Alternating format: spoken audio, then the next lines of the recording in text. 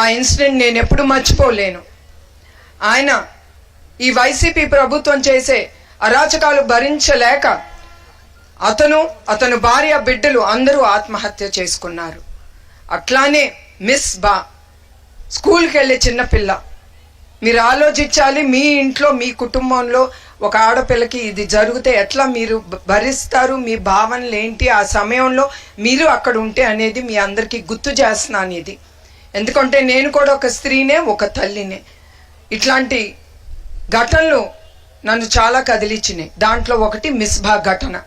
తను స్కూల్కి వెళ్ళే పిల్ల, తను నంబర్ 1గా వస్తుందని క్లాస్లో వైసీపీ నాయకులు అతని కూతురు నంబర్ 1గా ఉండాలని ఈ అమ్మాయిని వేధించుకుని ఆ అమ్మాయి ఆ వేదనలు భరించలేక ఆ చిన్నపిల్ల ఆత్మహత్య చేసుకుంది.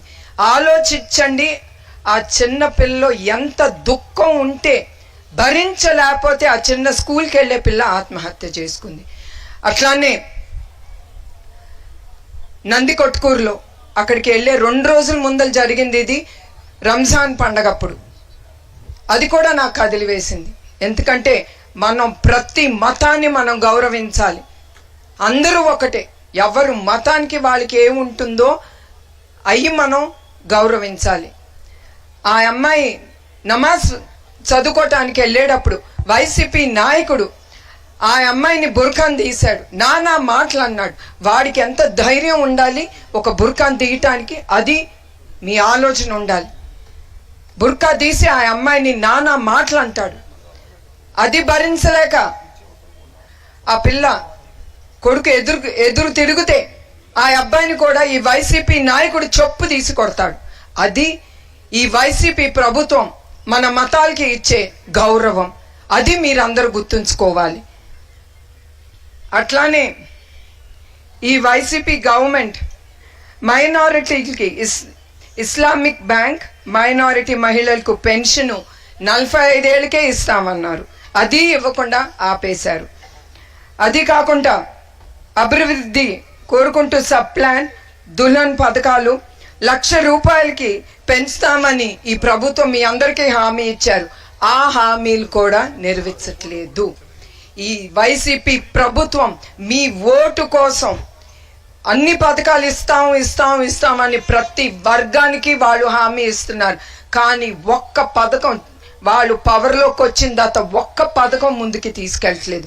అది మీ ప్రజలకు కూడా నేను గుర్తు చేయాలనుకుంటున్నాను. అట్లానే పాఠశాల విలీనం ఒక్కో క్లాస్ నుంచి 5వ క్లాస్కి చదువుకుంటున్న మైనారిటీ విద్యార్థులకు ఉర్దూ బదులు తెలుగు చదవాలని వీళ్ళు చెప్తున్నారు. అట్లానే 5 ఏళ్ళుగా ఒక ఉర్దూ టీచర్ని కూడా వాళ్ళు నియమించలేదు ఈ వైసీపీ ప్రభుత్వం. అట్లానే మద్రాసులు తగ్గిపోయి విద్యార్థులు 40% తగ్గిపోయింది.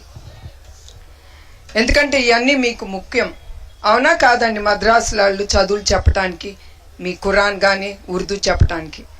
అట్లా దాదాపు 80% వక్ఫ్ బోర్డు భూములు ఆక్రమించుకుంది ఈ వైసీపీ ప్రభుత్వం. వక్ఫ్ బోర్డు చెందిన 30,000 ఎకరాలు భూములు ఆక్రమించుకుంది ఈ ప్రభుత్వం. ఆఖరికి మీరు పూజించే ప్రార్థన స్థలాలు కానీ శ్మశాన స్థలాలను కూడా వదలట్లేదు ఈ వైసీపీ ప్రభుత్వం. ఇది ఈ ప్రభుత్వం ఇక్కడికి వచ్చింది భూ కబ్జా. వాళ్ళకి మంచి మర్యాద అనేది లేదు. ఒక మతాన్ని గౌరవించాలని అసలు లేదు. వాళ్ళకి కావాల్సింది డబ్బు. వాళ్ళు డబ్బు సంపాదించుకుంటే చాలు, ప్రజలు ఏమైనా పర్వాలేదు అనే ఆలోచనలో ఉంది ఈ వైసీపీ ప్రభుత్వం. అట్లానే టీడీపీ ప్రభుత్వం అప్పుడు పేద ప్రజలకి టిడ్కో ఇళ్ళు అన్ని నిర్మించారు చంద్రబాబు నాయుడు గారు. ఈ ప్రభుత్వం వచ్చి, ఈ వైసీపీ ప్రభుత్వం వచ్చి ఆ టిడ్కో ఇళ్ళకి వాళ్ళ కలర్లు వాళ్ళ పెయింట్లు వేసుకుని లబ్ధి పొందాల్సిన వాళ్ళకి ఇవ్వకుండా వాళ్ళు పనిచేసుకున్నారు. అది ఈ ప్రభుత్వం, వైసీపీ ప్రభుత్వం చేసే అరాచకాలు.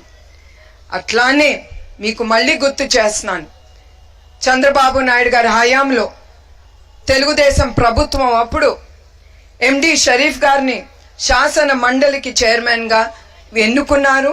అట్లానే లాల్ జన్ బాషా గారిని పార్లమెంట్ సభ్యునిగా తీసుకెళ్లారు, బాధ్యత నిర్వహించారు. ఇతరులు జెడ్పీ చైర్మన్గా, మేయర్లుగా కూడా మిమ్మల్ని అందరినీ ఆ స్థానాలకి పంపించింది తెలుగుదేశం ప్రభుత్వం. మైనారిటీలు అనేది మర్చిపోకుండా చంద్రబాబు నాయుడు గారు ఒకటే నమ్ముతారు, అన్ని మతాలు ఒకటే, అన్ని మతాలకి మన డ్యూటీ మనం చెయ్యాలి, వాళ్ళని గౌరవించాలనేదే చంద్రబాబు నాయుడు గారు ఎప్పుడు అనుకునేవారు.